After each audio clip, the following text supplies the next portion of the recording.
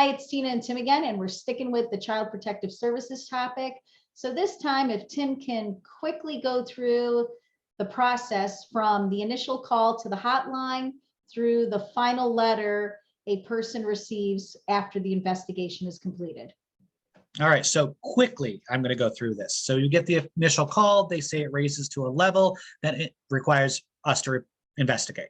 I come to the house, or I've met with the children at school. I collect the information, I have you sign releases, I present you with the letter that says you are the subject of this report, meaning you are the one, in fact, who is being investigated for doing X, Y, and Z for these children. Okay, or you're a non-subject, but you have to be listed on it because your mom or dad or whomever. Okay, I give you that letter, I explain that to you, your rights, your responsibilities. I conduct the investigation. I do the initial home visit. I go through the home. I make sure it's safe. It stays within the standards of New York State.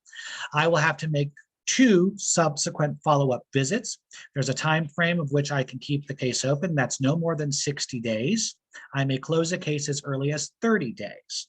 Sometimes I can get variations of that, extensions, or close it sooner, depending on the allegations and how quickly I can determine whether a case is indicated or unfounded.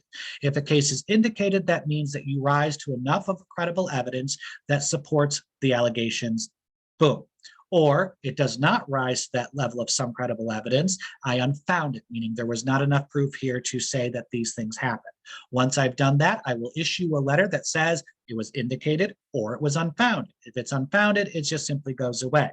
If it were indicated, there's a section at the bottom of the letter that says, if you disagree with my decision, here's where you write, here's where you go. It goes for an administrative appearance type thing within all internally, and we can either overturn that decision, we can expunge that decision, but that's at the end of it. So start to finish, that's how a CPS report works. Thanks, Tim.